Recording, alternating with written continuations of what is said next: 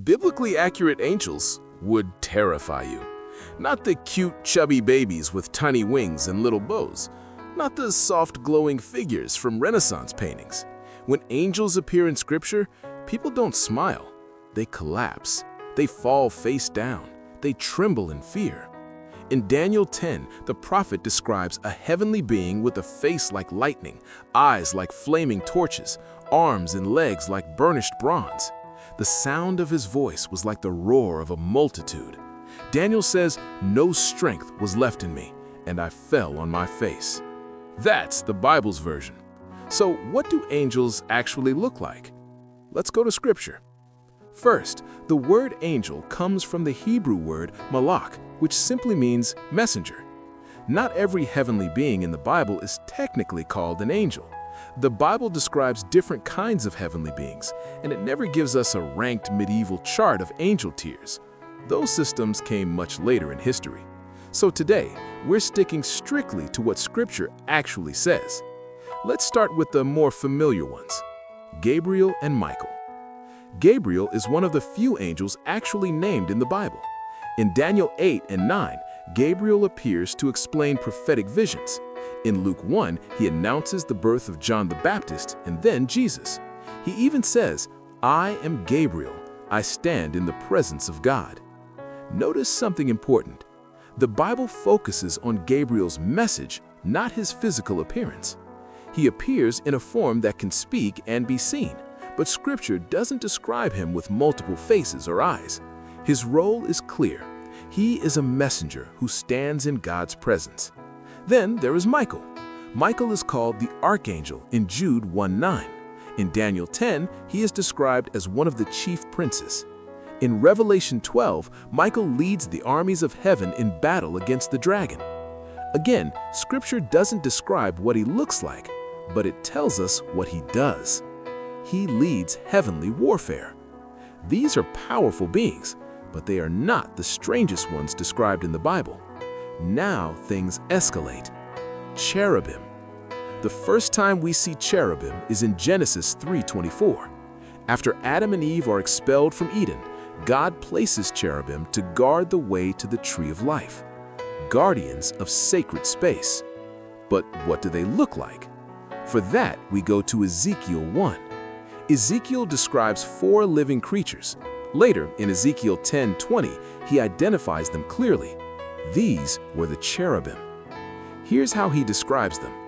They had human form, but each had 4 faces: a human face, a lion, an ox, and an eagle. They had 4 wings. Under their wings were human hands. Their legs were straight, and their feet were like a calf's hoof, gleaming like burnished bronze. They moved like flashes of lightning. This is not a Valentine's Day decoration. These are throne guardians, awe-inspiring, overwhelming, radiant with power. And that's not even the highest throne beings described. Seraphim. In Isaiah 6, the prophet sees the Lord seated on his throne. Above him stand the seraphim. Each has 6 wings. With 2, they cover their face. With 2, they cover their feet. With 2, they fly. And they cry out continuously, "Holy, holy, holy is the Lord of hosts. The whole earth is full of his glory." Even these fiery beings cover themselves in God's presence. Their name is connected to burning. They are not cute. They are blazing worshipers surrounding the throne of God.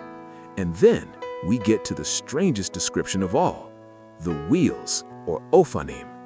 In the same vision in Ezekiel 1, the prophet sees something beside the cherubim. Wheels, a wheel within a wheel.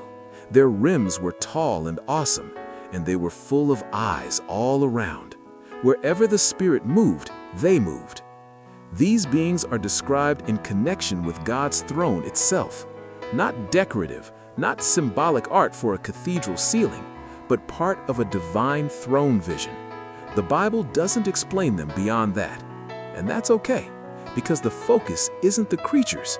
The focus is the glory of God. But how powerful are they? Not only do these beings look overwhelming, they are described as devastatingly powerful. In 2 Kings 19:35, we are told that the angel of the Lord went out and struck down 185,000 in the camp of the Assyrians. One angel, one night, 185,000 soldiers. That is not mythology. That is biblical record. And when Jesus was arrested in Matthew 26:53, he said, "Do you think that I cannot appeal to my Father and he will at once send me more than 12 legions of angels?" A Roman legion was around 6,000 soldiers. 12 legions would be roughly 72,000 angels. Jesus wasn't helpless. He restrained heaven's army. These are not fragile winged decorations. They are powerful servants of the Most High. But here's the important part. Angels were created to serve. Hebrews 11:14 says, "Are they not all ministering spirits sent out to serve for the sake of those who are to inherit salvation?" They serve God. They operate under His authority. Psalm 91:11 says, "He will command His angels concerning you to guard you in all your ways." So the goal isn't fear. The faithful angels of God are not our enemies. Scripture does tell us that some angels rebelled. Revelation 12 describes a war in heaven, and the dragon and his angels were cast down. Those are the ones Scripture warns us about. But the angels who remain faithful are servants of the Lord. If you belong to Him, heaven's army is not against you. It answers to Him. If angels look like this, if one angel can defeat an army, if legions stand ready at God's command, how much greater is the one who created them? Biblically accurate angels aren't cute. They're not cartoon characters. They are awe-inspiring servants of a holy God. And the right response isn't panic, it's reverence.